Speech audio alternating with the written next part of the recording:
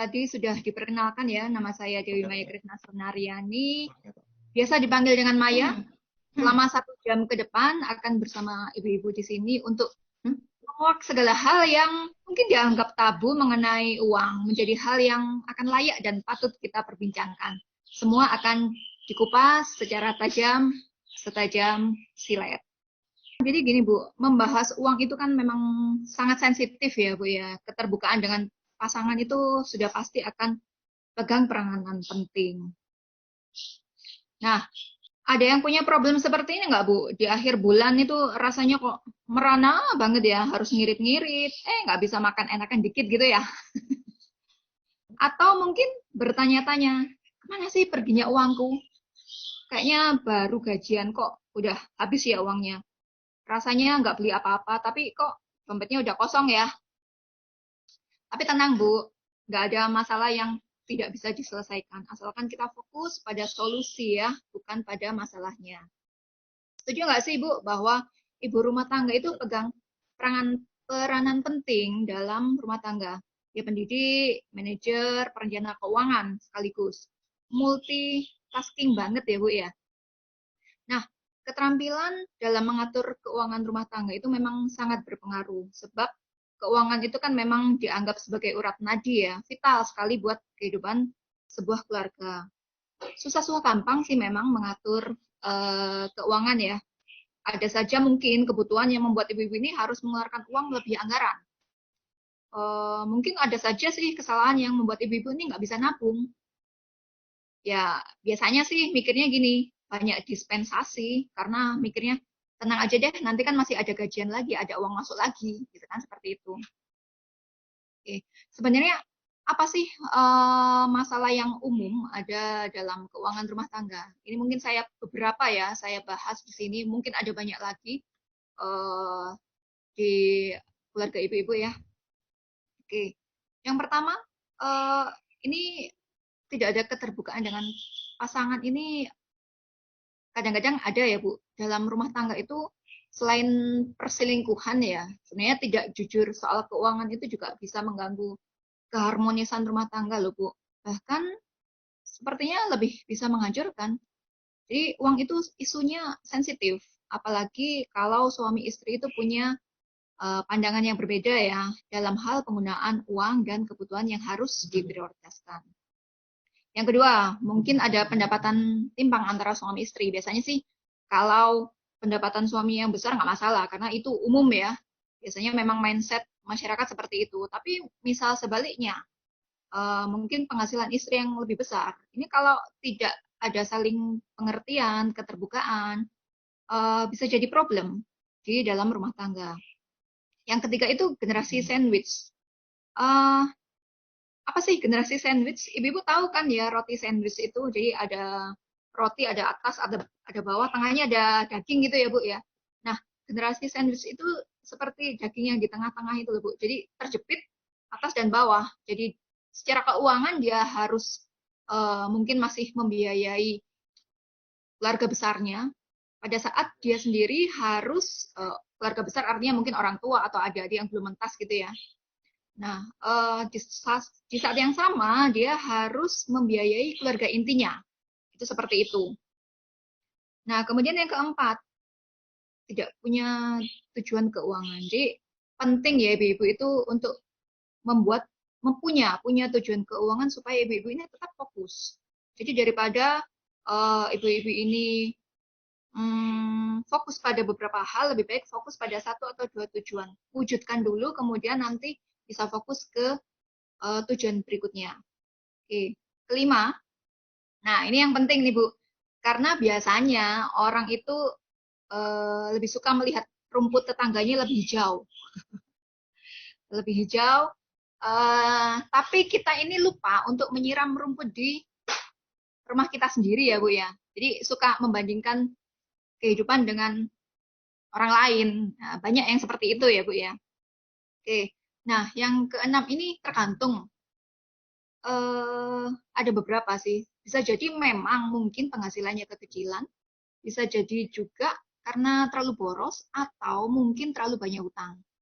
Seperti itu. Nah, ini nanti obatnya beda-beda ya, Bu ya. Nah, Terus solusinya apa nih untuk problem-problem itu? Nah, kita bahas di sini. Oke. Yang pertama, Bu, harus kita memang harus terus banyak bersyukur ya, Bu, ya, dalam masih punya rezeki dalam kondisi yang sekarang ini. Mungkin orang-orang di luar sana kurang tidak seberuntung kita yang masih diberikan kesehatan, punya rezeki, ya kan, seperti itu. Kemudian yang kedua, ini hubungannya dengan pasangan tadi ya. Pahami bahwa cara pandang eh, orang itu bisa berbeda. Yang penting tujuan itu bisa tetap sama. Jadi meskipun beda. Oke. Nah, nanti untuk dana darurat akan saya bahas detailnya di belakang. Cuman orang Indonesia masih belum familiar dengan dana darurat, istilah dana darurat. Seperti itu. Jadi sebenarnya apa sih dana darurat? Yang pasti akan dipakai ketika ada kondisi gawat atau darurat. Kondisi yang seperti apa disebut gawat atau darurat? Bila ibu-ibu menjawab ya untuk pertanyaan seperti ini. Yang pertama, apakah biaya tadi adalah biaya yang tak terduga? Yang kedua, apakah harus dibayar segera? Yang ketiga, apakah biaya tadi sebegitu pentingnya sampai bisa mengganggu kehidupan keluarga? Nah, kalau jawabannya ya, maka dana darurat ini baru boleh dipakai. Nanti kita harus mengisinya kembali setelah dipakai. Oke, yang keempat adalah punya asuransi atau proteksi. Jadi gunanya asuransi ini adalah untuk membiayai resiko keuangan yang terlalu besar kalau harus dibayar dengan dana darurat. Seperti itu. Oke, yang keempat, punyalah anggaran yang dibuat bersama pasangan. Jadi ketika membuat anggaran ini tentukan ya pilihan hubungan seperti apa antara uang milik suami dan istri. Kadang-kadang kan kalau suami istri bekerja ini punya pilihan ya. Salah satu mungkin ada yang milih gini. Jadi uang milik suami itu adalah milik keluarga. Uang milik istri sendiri.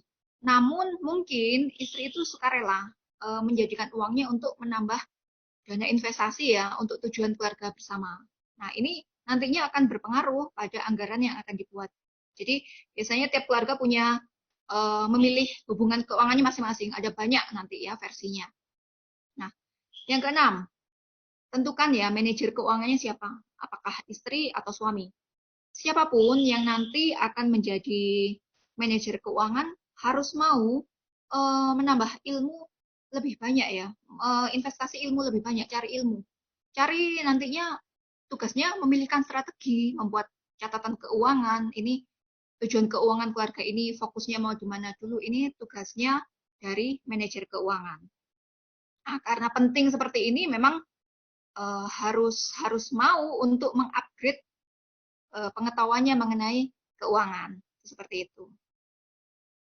Oke. Selanjutnya, pencatatan ini perlunya untuk apa sih, Bu? Ini perlu untuk mengetahui kemana saja uang kita pergi. Kayak tadi, jangan sampai habis gajian, uangnya habis, tapi nggak tahu kemana saja. Dari pencatatan itu akan diketahui, ini muncul ya. Gimana caranya? Aku nggak bisa menghilangkan yang di atas ini. Maaf ya Bu, kalau mengganggu itu yang atas itu aku kok tidak bisa menghilangkan ini. Kadang-kadang dia muncul, nanti hilang. Oke, saya lanjut aja ya. Jadi nanti dengan mencatat kita akan bisa mengetahui uang itu larinya kemana saja. Kemudian bocor di mana saja, apakah sesuai anggaran atau tidak. Mana yang mungkin bisa dialihkan ke pos lain. Yang satu sudah beres, mana yang harus diberesin yang lainnya. Itu seperti itu tujuannya. Oke. Kemudian selanjutnya, punyalah prioritas atau tujuan keuangan, bicarakan dengan pasangan. Jadi alokasinya nantinya kemana, strateginya yang perlu dipakai, yang cocok untuk tujuan keluarga itu apa. Mungkin satu keluarga ada yang ini harus fokus untuk menyelesaikan hutang-hutang dulu misalnya. Atau ada yang fokusnya nabung biaya kuliah anak. Atau mungkin ada yang fokusnya nabung untuk biaya persiapan pensiun, dan lain-lain, kan seperti itu. Terakhir, evaluasi. Jadi, anggaran yang sudah kita buat, kemudian kan kita lakukan pencatatan ya pelaksanaan anggaran itu. Apakah mana yang perlu dikurangi dan mana yang perlu dihapus, mana yang perlu ditambah porsinya. Seperti itu. Oke, nah saya akan share salah satu cara untuk menyusun anggaran rumah tangga. Jadi sebenarnya ada banyak versi ya Bu ya. Saya bagikan satu aja yang akan kita bahas. Bentar, ini ada yang menunggu.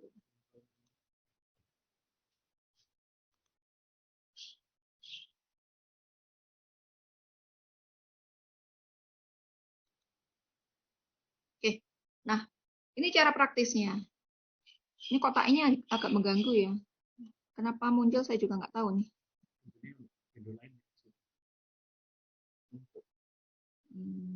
Ya nggak bisa. Gak apa-apa, lanjut aja ya.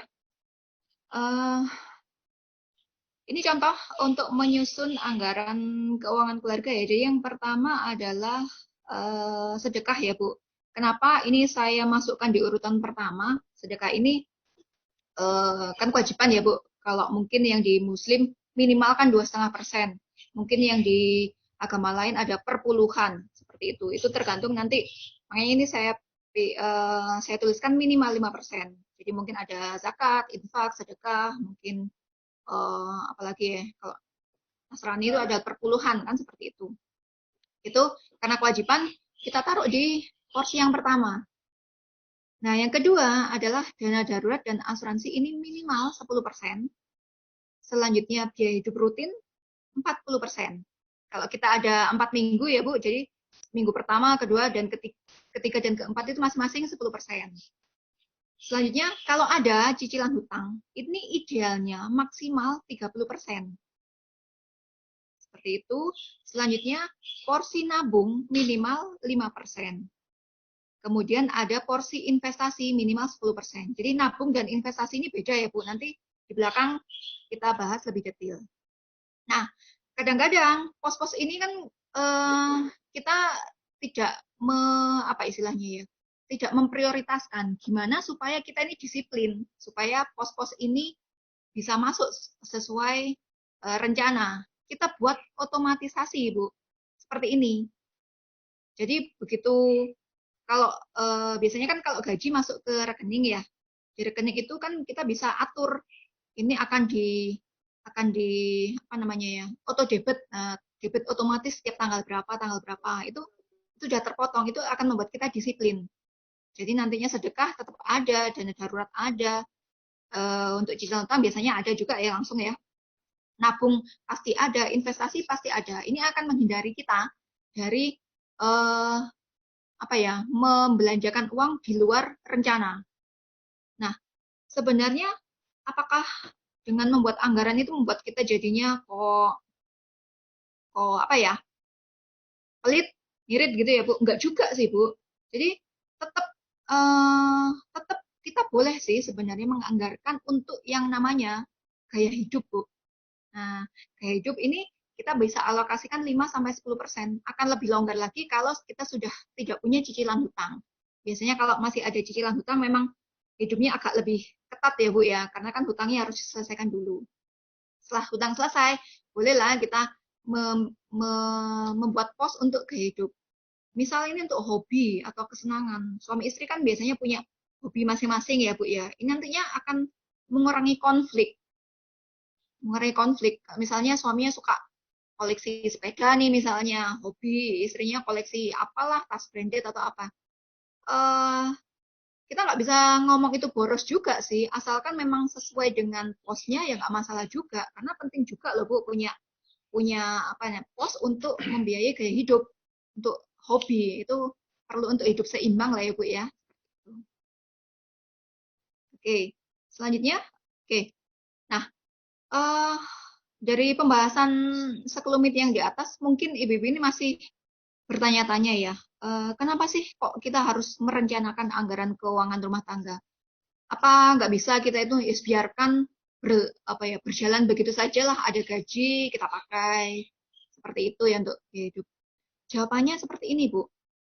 Karena setiap orang itu kan punya siklus hidup seperti ini ya. Pada umumnya seperti ini.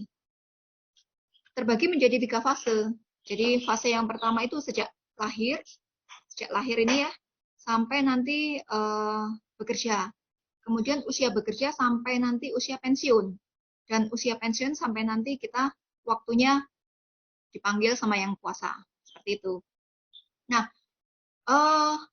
kalau ibu-ibu perhatikan, dari 3 fase hidup manusia, itu kan hanya ada 1 fase ya Bu ya, yang dia itu produktif, tetapi dia harus membiayai hidup untuk mungkin yang nggak produktif anak-anaknya dan nanti untuk persiapan di masa depan. Seperti itu. Meskipun mungkin ada yang orang yang berbisnis ya nggak bekerja. Kalau bekerja kan ada pensiun usia tertentu. Berbisnis pun mungkin kita pengennya bekerja terus ya sampai sekuat kita, tapi secara fisik pasti nanti ada umur tertentu yang memang tidak memungkinkan kita untuk bekerja lagi. Nah, maka dari itu ketika fase produktif pada saat ini, itu penting untuk kita itu banyak-banyak belajar mengenai perencanaan keuangan. Kalau kita menginginkan anak kita mendapatkan kualitas hidup yang baik, sekaligus untuk kita mempersiapkan masa depan yang nyaman. Seperti itu. Oke. Ibu, wajar ya kalau kita sebagai manusia itu punya banyak keinginan. Pertanyaan selanjutnya adalah, mana sih yang harus kita prioritaskan dulu? Mungkin bingung ya. Nah, ini ada piramida perencanaan keuangan yang bisa dipakai untuk panduan. Mana prioritas kita terlebih dulu. Ada 3 bagian besar ya, keamanan keuangan, kenyamanan keuangan, kemudian distribusi kekayaan. Aman itu adalah hal yang membuat seseorang itu bisa bangkrut, Bu, kalau tidak bisa terpenuhi dalam jangka pendek. Apalagi dalam kondisi COVID ini ya. Pendek itu 1-12 bulan. Seperti itu. Contoh, misal cash flow-nya berantakan. Penghasilan 5 juta, tapi pengeluarannya 10 juta misalnya. Nah, itu pasti akan bangkrut karena minus terus ya setiap bulan. Nah, nanti kalau fondasi atau keamanan keuangannya udah beres, sudah aman nih, boleh kita menginjak ke langkah berikutnya yang ke atas itu. Jadi kenyamanan keuangan. Kenyamanan ini kalau tidak kita lakukan, itu hanya mungkin membuat kita ini tidak happy, tidak bahagia gitu aja sih Bu. Tapi nggak akan membuat kita bangkrut. Misal contoh, merencanakan dana liburan. Kalau nggak ada ya kita nggak bangkrut kan ya Bu ya. Tapi mungkin ya kurang happy aja, kurang piknik ya katanya orang-orang ya, seperti itu. Nah, yang nanti di ujung-ujungnya adalah perencanaan waris tanpa konflik. Oke. Selanjutnya kita akan bahas tahapan-tahapannya. Level dasar ini adalah fondasinya, Bu, dalam perencanaan keuangan. Jadi ibarat kalau kita bangun rumah, fondasinya kan harus disiapkan dulu ya. Harus kuat benar-benar supaya bangunannya tidak mudah ambruk kalau nantinya kena goncangan. Yang pertama adalah arus kas. Arus kas ini pastikan bahwa harus positif ya Bu. Kita harus jaga jangan sampai pengeluaran itu lebih besar daripada pendapatan.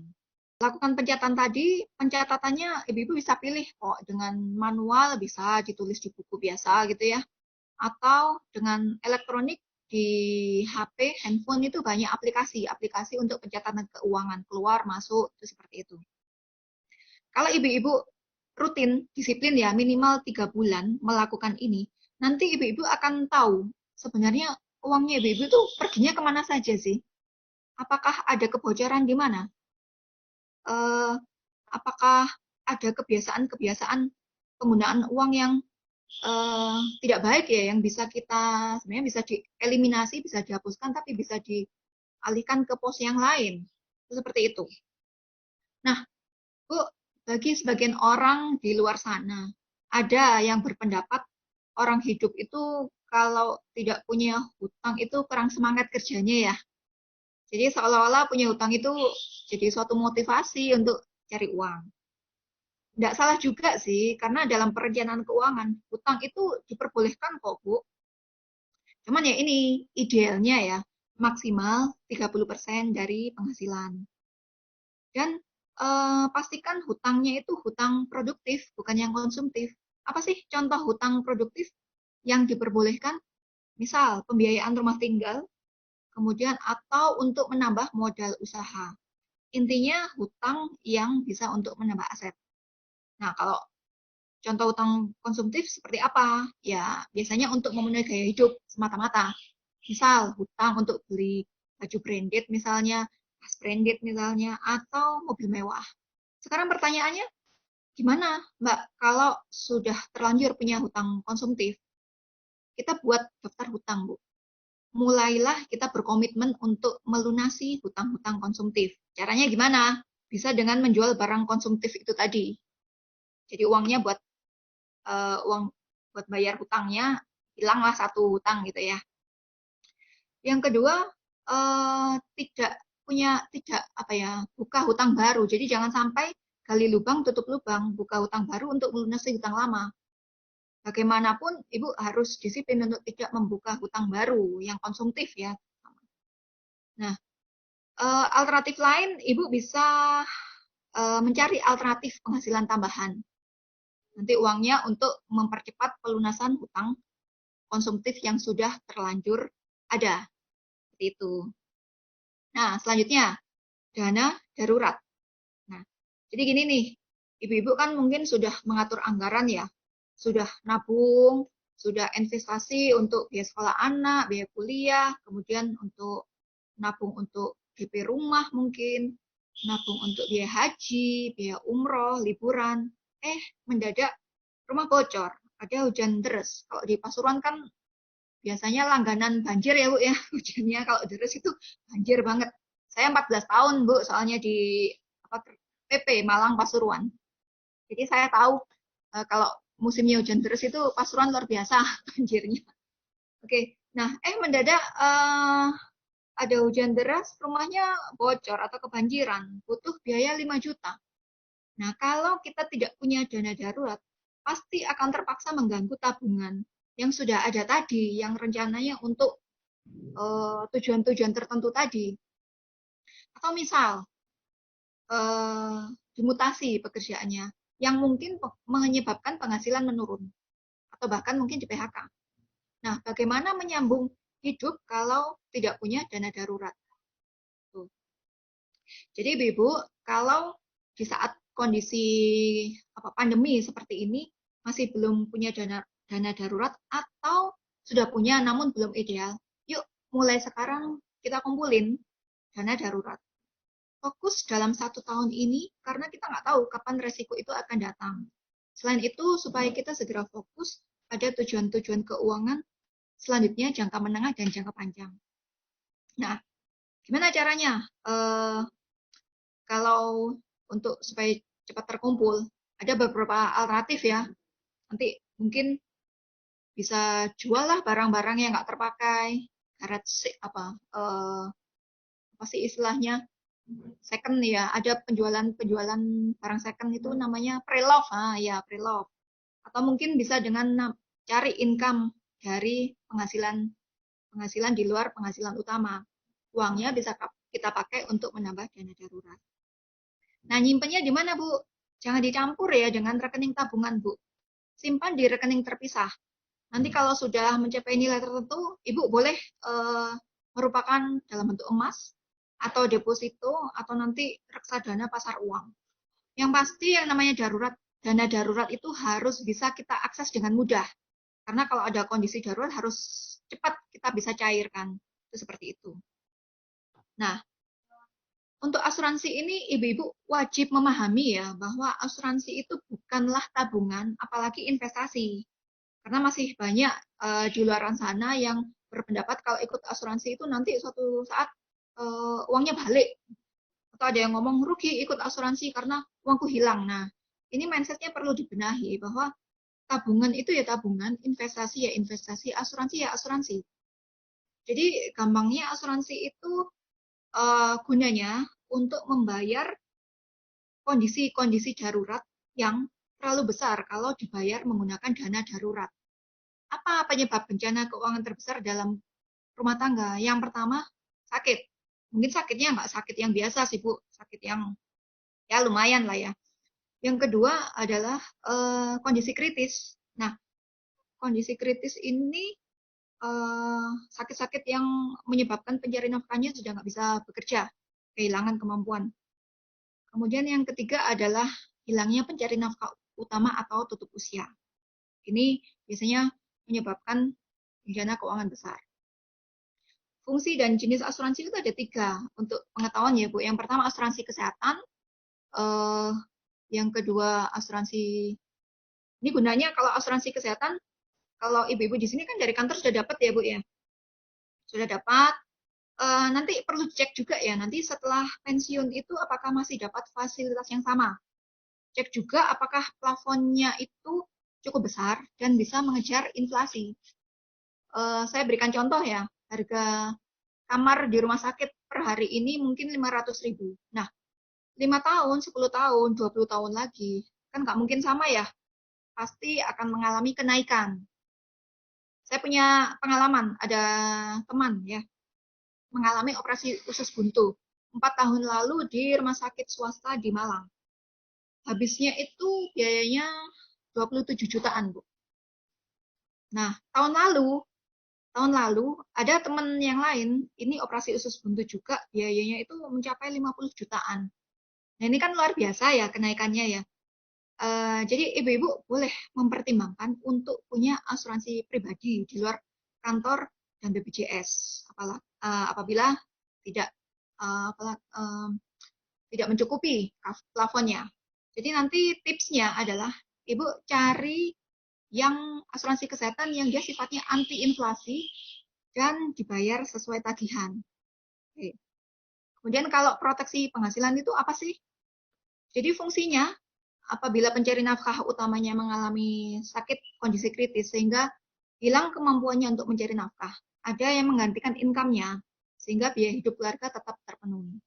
Dan yang terakhir, asuransi jiwa ini akan menggantikan penghasilan yang biasanya akan ikut hilang bersamaan dengan hilangnya pencari nafkah utama.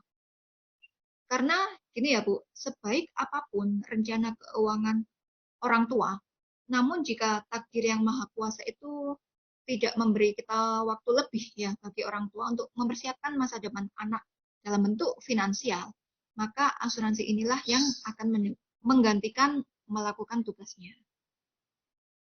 Seperti itu.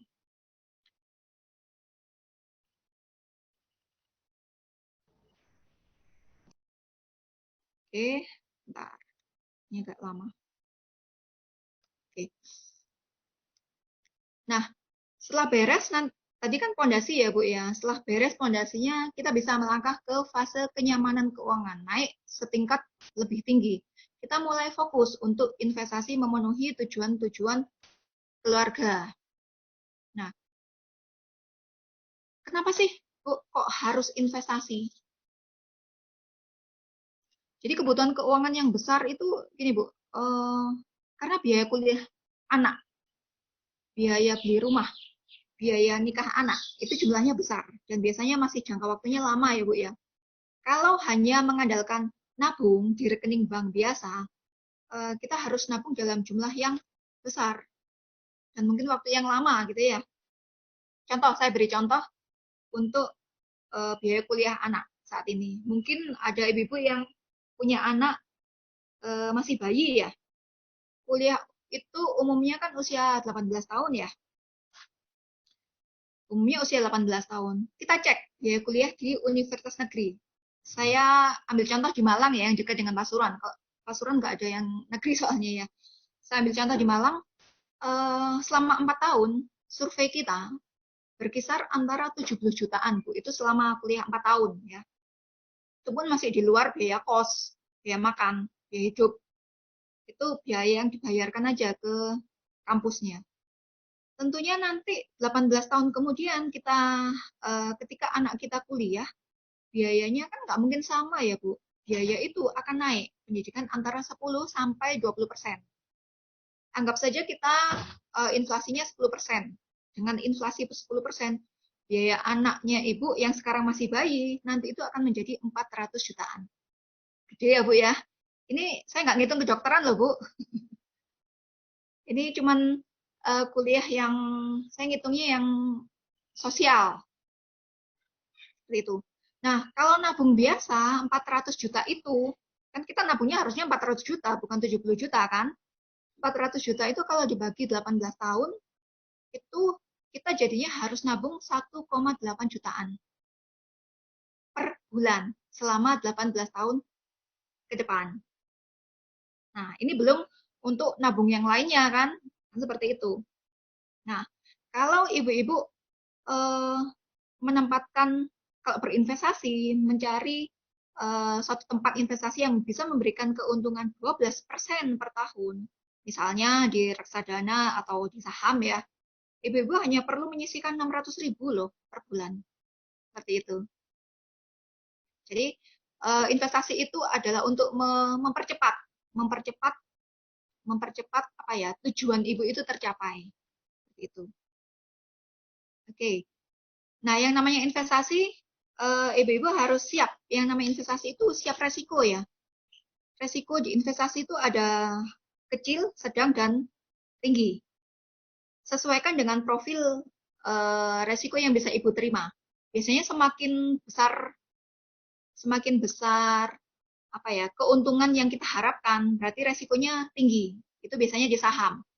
Kalau resikonya yang rendah, relatif rendah ya, itu bisa di reksadana pasar uang. Itu relatif rendah resikonya, tetapi keuntungan juga tidak terlalu tinggi, menengah juga. Jadi ada sesuaikan ya Bu, itu seperti itu. Ada prioritas, sesuaikan dengan kesiapannya ibu-ibu terima resiko. Cuman kalau jangka waktunya panjang, untuk kita ikut di saham itu relatif aman, kayak gitu.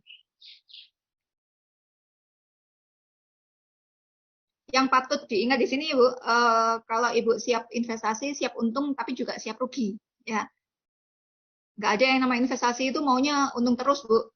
Adalah yang namanya rugi. Tapi kalau jangka waktu panjang masih aman lah, Bu. Ada titik untung, ada titik rugi. Tapi kalau dalam jangka waktu panjang itu aman. Jadi secara rata-rata nanti akan dapat keuntungan lah. Seperti itu. Oke, selanjutnya. Oke. Selanjutnya, setelah investasi kita persiapkan untuk dana pensiun. Nah, tadi di Zoom ini sudah banyak yang purna juga ya, jadi sudah mengalami pensiun. Saya yakin ibu-ibu yang sudah pensiun di sini pasti mengalami kehidupan yang nyaman ya Bu ya.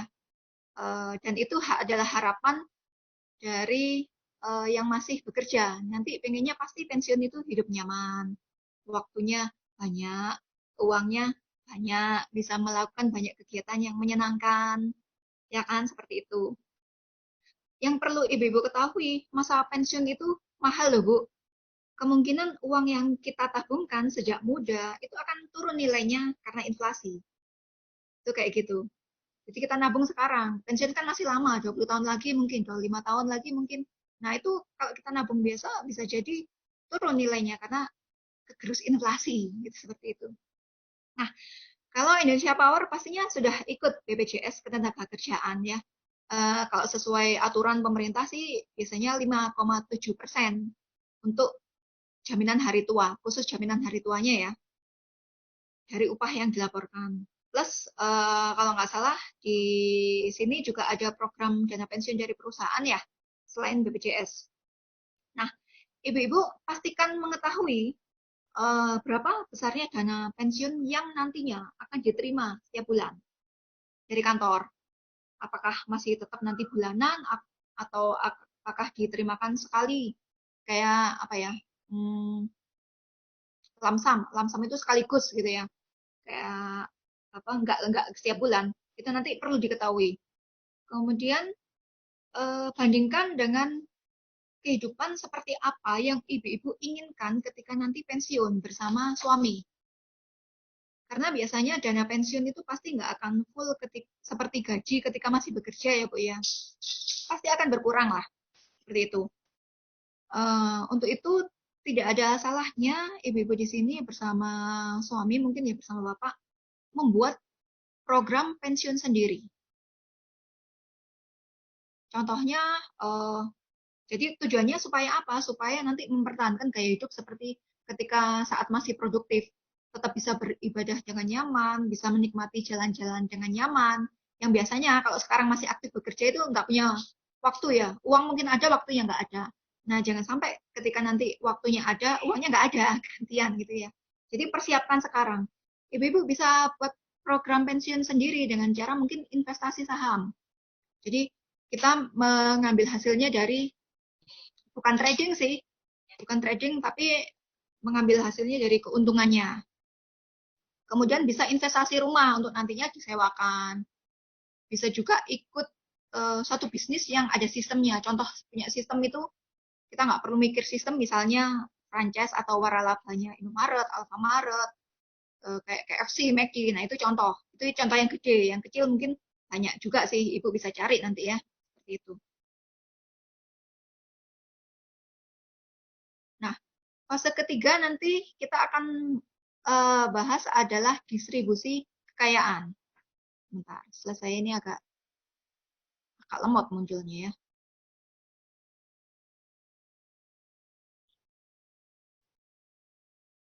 Nah, ini fase fase terakhir dari fase tertinggi lah ya dari perencanaan keuangan itu adalah distribusi kekayaan berupa waris, hibah, dan wakaf.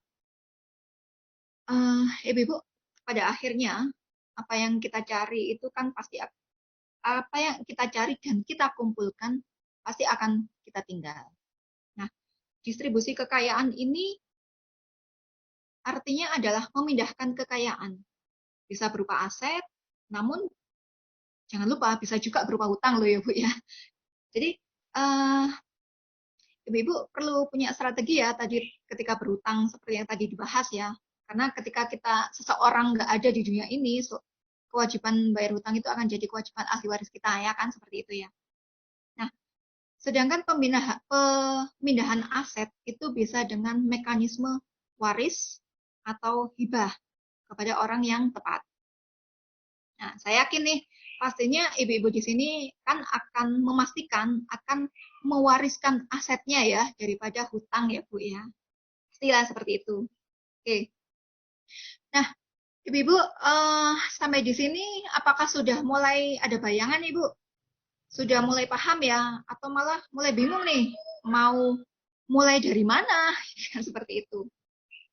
Nanti boleh boleh boleh bertanya di chat ya biar Mbak Ari nanti yang menanyakan. Uh, nah, Ibu-ibu nanti kita boleh diskusi lebih lanjut. Kalau di sini kan waktunya cuma diberi waktu 1,5 jam ya. Nanti kita boleh diskusi lebih lanjut. Kalau masih ada bingung, Ibu-ibu mau konsultasi pribadi, ngobrol, boleh nanti chat free untuk Ibu-ibu peserta yang hadir di Zoom ini. Nah, oke, kita akan bahas selanjutnya mengenai peluang bisnis ya. Tadi sudah selesai nih cara ngatur keuangannya. Uang yang ada gimana? Kan ada tahapan, oh ternyata kalau memang income-nya kurang, kita memang perlu ya nambah dari income kita. Gitu. Sebelum lanjut, saya akan rangkum sedikit. Jadi tadi kita membahas mengenai piramida perencanaan keuangan rumah tangga. Ada prioritas-prioritas yang perlu diikuti. Yang pertama adalah keamanan keuangan, terdiri dari memastikan arus kas positif, kemudian hutangnya diberesin ya Bu, kemudian pastikan punya dana darurat antara 3 sampai 12 kali pengeluaran bulanan. Kemudian punyalah asuransi. Setelah ini beres dasarnya, kita menginjak ke langkah berikutnya, kenyamanan keuangan untuk punya tujuan dana kuliah anak, beli rumah, liburan, haji, dan mungkin ada tujuan yang lain. Kemudian persiapkan dana pensiun. Nah, setelah itu beres semuanya, kita bisa fokus ke ini, distribusi kekayaan. Itu seperti itu. Oke. Lanjut, kita akan bahas. Oke. Selanjutnya kita bahas ya, peluang usaha di masa pandemi. Mungkin saya nggak akan terlalu dalam, saya hanya akan memberikan ide-ide dan panduan ketika nanti ibu-ibu memutuskan, ini mungkin yang belum ya, yang belum punya usaha sampingan mungkin ya, di luar penghasilan utama, aku mau bisnis apa ya, terus apa yang harus aku lakukan ya, seperti itu. Karena panjang Bu kalau dibahas di sini, nggak akan cukup mungkin ya waktunya. Nah, oke, ini panduannya. Yang pertama, eh, adalah kita, bentar ada yang masuk lagi. Ada yang banyak baru nyusul Mbak Ari. Oke. Terima kasih Bu Maya udah di-add. Ada banyak yang ketinggalan tadi kayaknya. Nggak apa-apa deh. Oke. Nah, panduannya seperti ini ya Bu. Yang pertama, jaga cash flow ya. Jadi perlu diingat lagi, sesuai piramida keuangan tadi, cash flow keuangan keluarga itu wajib dijaga. Pastikan ibu-ibu ini tetap pegang uang cash untuk membiayai kebutuhan pokok sehari-hari. Jadi jangan sampai uang yang harusnya ada, harusnya kita pegang, itu jadinya terpakai semua untuk modal usaha. Kayak gitu. Ini yang perlu diingat. Nah, karena yang namanya usaha kan kita belum pasti ya, kapan kita akan mendapatkan keuntungan. Terutama mungkin usaha-usaha baru, pasti ada yang namanya masih perkenalan lah, baru kemudian mulai dikenal orang, kemudian baru mungkin mulai laris, mulai apa yang namanya ya, BEP, jadi balik modal, baru nanti kita dapat keuntungan. Nah, itu ada yang bisa cepat, ada yang bisa lambat. Nah, jangan sampai ketika itu masih proses seperti itu, kita bingung untuk keuangan rumah tangga, untuk makan, biaya sekolah, dan lain-lainnya malah kedandapan gitu ya Bu ya. Saya ngomong kedandapan tahu ya. Maksudnya bingung, kebingungan gitu lah ya. Seperti itu jangan sampai. Nah, oke. Nah, jadi saran saya nantinya untuk yang mulai ya, usahakan sebaiknya cari bisnis usaha yang seminimal mungkin modalnya. Kecuali ibu-ibu memang sudah punya pos sendiri, dana khusus memang untuk modal usaha yang tidak mengganggu biaya hidup rutin keluarga, itu silakan, nggak masalah. Tapi kalau mau mulai dan belum ada modal, carilah bisnis yang minim, seminimal mungkin modalnya.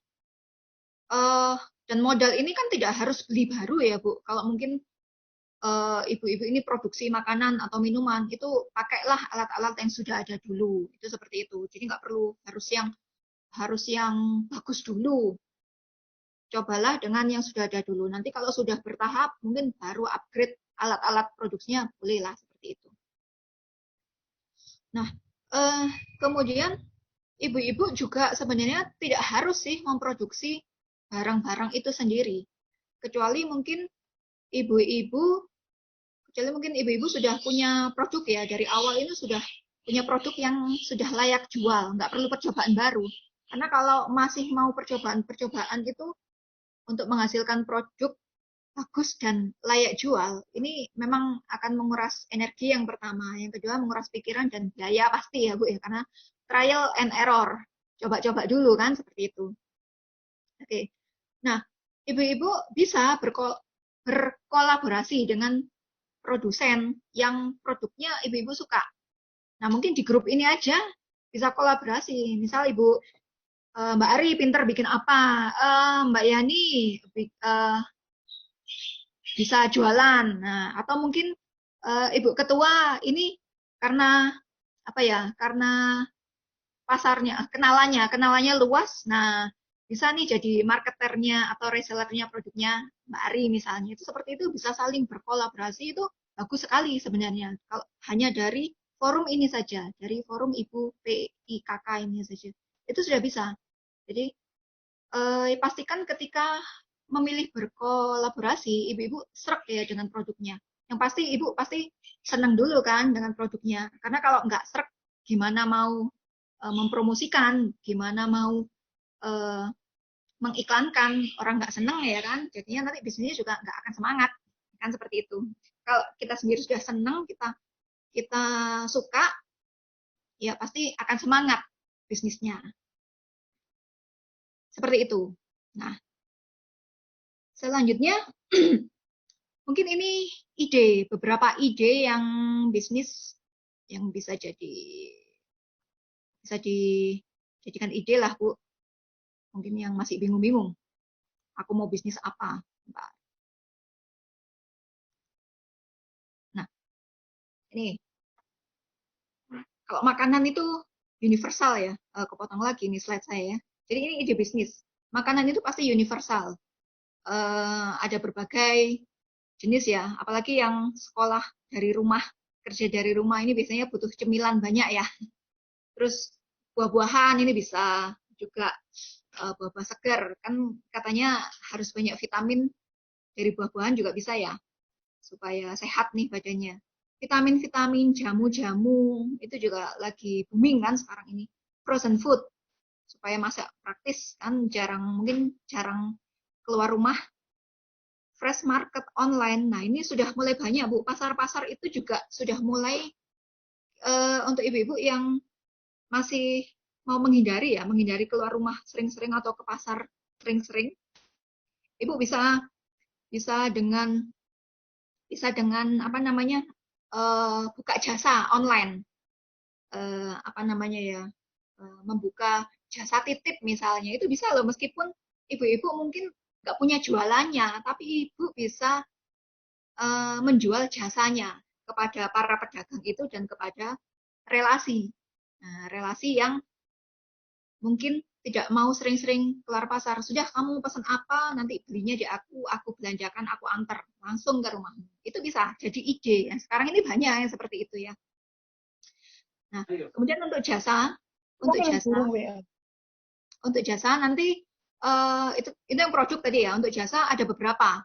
Contohnya agen insurance. Jadi kalau sekarang ini kan lagi orang itu kayak tadi seperti pembinanya dari PIKK kan dibilang bahwa new normal itu sebenarnya kan bukan normal, COVID-nya belum normal karena COVID-nya masih ada. Gitu, itu kan hanya supaya perekonomian tetap jalan. Artinya orang itu berkeliaran, berkeliaran ya, berkeliaran di luar sana untuk bekerja, tetapi mereka ini sebenarnya kan ya punya was-was juga, kalau boleh milih ya pengennya di rumah aja ya kan. Tapi kalau di rumah aja kan nantinya, terus gimana kerjanya, gimana untuk kebutuhan sehari-hari, nggak mungkin, akhirnya mereka terpaksa harus keluar untuk bekerja. Nah dalam bekerja itu pastinya was-was, ada resiko-resiko kan, resiko kesehatan, meskipun mungkin sudah jaga diri, pakai masker, jaga jarak, ya namanya resiko kita nggak tahu.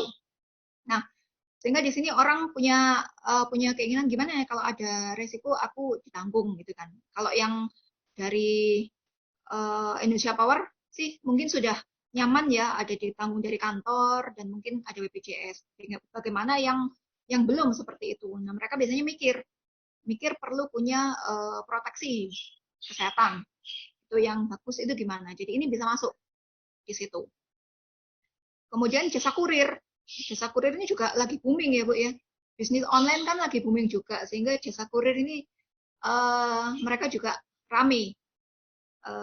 Mungkin kalau lagi kirim barang ke JNE atau apa JNT gitu ya, pasti lihat itu banyak barang-barang numpuk di situ yang siap untuk dikirimkan. Itu bisa juga jadi ide. Foto produk. Nah, nanti kalau misalnya ibu-ibu ini suka foto, bisa foto bagus. Nah, ada temennya yang jualan online, entah produk makanan, entah apa ya, fashion, itu bisa menjual jasa untuk membuat foto produk dari teman-temannya itu. Jadi supaya lebih layak jual, lebih menarik kan seperti itu kalau jualannya online. Nah, yang terakhir kalau ibu-ibu punya keahlian, mungkin bahasa Inggris, mungkin apa ya, jasa apalah ya, punya keahlian tertentu yang biasanya mungkin dulu trainingnya itu harus ketemu tatap muka, tapi kita sekarang bisa menjual jasa training itu secara online. Ini anak saya aja sekarang ikut ini Bu, les kursus bahasa Inggris itu secara online via Zoom seperti kita ini. Jadi satu kelas itu cuma ada 10 peserta, jadi lebih privat gitu ya, ada gurunya di situ. Itu sudah mulai apa namanya? Mulai booming. Itu Ibu bisa menjual jasa untuk training secara online. Selanjutnya karena banyak orang tinggal lebih lama tinggal di rumah, biasanya ide untuk memperbaiki, membuat tampilan rumahnya lebih nyaman, ditinggali, lebih enak dilihat itu sudah mulai banyak ya. Ada yang mau nambah-nambah tanamannya, ada yang menghias-hias rumahnya. Nah, jasa untuk penjualan tanaman atau dekorasi rumah, home decor itu juga bisa jadi pasar yang bagus zaman sekarang. Nah, yang sudah mulai banyak juga ini masker-masker ya. Kalau mungkin sudah punya bisnis fashion, masker ini juga jadi bisnis yang bisa dialihkan. Atau home dress ini loh Bu, baju rumah. Baju rumah itu karena makin banyak yang harus tinggal di rumah kan, sekarang cari baju untuk yang pesta-pesta keluar kan jadi jarang ya. Maunya di rumah tapi juga tampil cantik. Nah, ini home dress ini juga sudah mulai nih, modelnya sekarang macam-macam, nggak lagi ala daster yang bolong-bolong gitu ya, gripis-gripis. Biasanya ibu-ibu itu suka kan ya, soalnya ISIS katanya. Tapi sekarang karena bapaknya mungkin banyak yang work from home gitu ya, itu pengennya kan juga tampil cantik ya, meskipun pakai baju di rumah aja gitu, seperti itu ya. Ini juga peluang bisnis Bu. Yang pintar jahit, nggak pintar jahit pun mungkin bisa jualan ya kan, seperti itu. Jualan punya produk yang lain. Oke, nah untuk skincare itu juga bisa. Karena semakin banyak orang yang kalau semakin lama dia tinggal di rumah itu semakin menyadari, aku punya waktu banyak nih sekarang untuk merawat wajah. Kalau dulu ketika bekerja, ketika sering keluar rumah itu mungkin pakai kosmetik itu apa adanya, ala kadarnya, cepet-cepet. Nah, sekarang ini punya kesempatan waktu banyak untuk merawat wajahnya. Nah, skincare ini bisa mulai diinikan lagi, diedukasikan kepada ibu-ibunya. Itu seperti itu. Oke. Nah, itu beberapa ide ya, Bu. Mungkin ada lagi ide-ide di luar yang sudah saya tuliskan di sini. Monggo. Yang pasti ketika ibu-ibu memutuskan untuk berbisnis, ibu-ibu itu perlu belajar ya, perlu belajar banyak. Wajib kalau menurut saya malahan mengenai seluk-beluk menjalankan bisnisnya.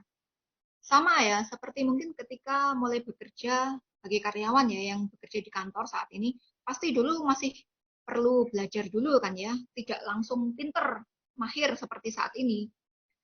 Nah, karena ini bisnis, jadi sebenarnya semua bisnis itu kan ujung tombaknya adalah selling ya, penjualan. Mau bisnis jasa, mau produk, itu sebenarnya ujung tombaknya adalah penjualan. Ada orang yang membeli, ada kita yang menjual. Nah, ibu-ibu perlu menempatkan diri di sisi pembeli. Kenapa sih saya mau beli produk itu? Nah, kalau ibu-ibu sudah mengetahui alasan orang untuk membeli produk atau jasa yang ibu-ibu tawarkan, semakin mudah bagi ibu-ibu itu untuk menjual produknya pada orang yang tepat dan memang membutuhkan produk yang ibu jual. Jadi edukasinya itu penting. Jadi kita tidak hanya melulu kalau misalnya lihat sosmed nih, mau FB, mau Facebook, mau Instagram, mau WhatsApp mungkin ya, status gitu ya, ada kan yang jualan lewat seperti itu. Kita nggak melulu status kita itu tentang gambarnya produk kita aja, orang bosen Bu. Jadi edukasilah tentang manfaat produk atau jasa kita, seperti itu. Misalnya baju nih, misalnya baju home dress tadi ya, daster, baju rumah tadi ya. Kenapa sih kok harus pakai baju yang keren gitu kan, meskipun di rumah aja? Ya, yang pertama kita kan seneng lah ya, seneng lah ya untuk tampil cantik, menarik. Itu yang pertama kita akan menyenangkan diri sendiri dulu. Kalau diri sendiri dulu seneng, kita berhubungan dengan berkomunikasi dengan keluarga itu juga lebih enak gitu kan, seperti itu. Intinya ibu-ibu harus mengedukasi manfaatnya. Setelah itu ibu mempelajari, kenapa sih kok mereka butuh? Kenapa kok harus beli sekarang? Dan apa manfaat produk itu bagi mereka? Ini wajib. Kalau memang ibu-ibu mau mau maju bisnisnya, nggak hanya sekedar beli sekarang selesai, balik lagi belum tentu, itu kan seperti itu. Maunya kan berkelanjutan, maunya kan besar ya Bu ya, seperti itu. Oke.